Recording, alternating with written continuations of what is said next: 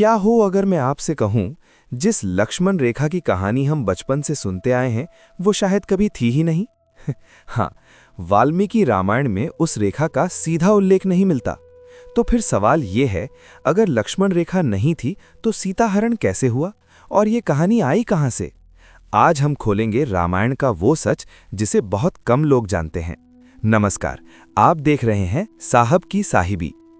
रामायण सिर्फ एक कथा नहीं, ये धर्म, मर्यादा और मानव स्वभाव की गहराई है। लेकिन समय के साथ कहानियां बदलती हैं और कभी-कभी हम जो सुनते हैं वो मूल ग्रंथ से अलग होता है। जब रावण साधु का रूप लेकर आया, उस समय राम और लक्ष्मण कुटिया से दूर थे। लक्ष्मण ने सीता माता से कहा, कृपया कुटिया के भीतर ही रहें। लेकिन वाल्मीकि रामायण में लक्ष्मण रेखा खींचने का स्पष्ट वर्णन नहीं मिलता। ना कहीं रेखा का उल्लेख, ना किसी दिव्य सुरक्षा चक्र का वर्णन। तो फिर ये रेखा आई कहां से?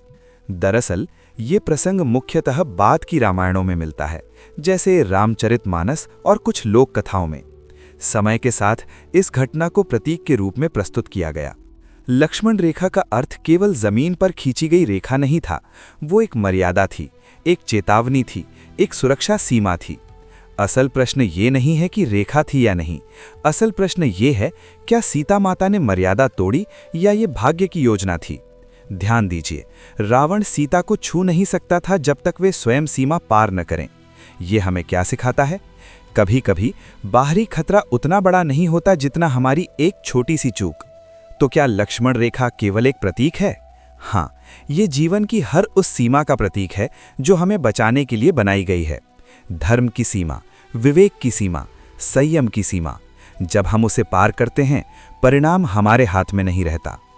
तो अगली बार जब आप लक्ष्मण रेखा शब्द सुने तो उसे केवल एक कहानी न समझें, वो एक चेतावनी है, एक जीवन सूत्र है।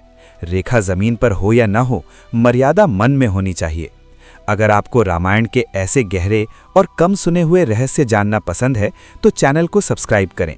आपका एक सब्सक्राइब साहब की साहिबी को आगे बढ़ने की शक्ति देता है। जय श्री राम।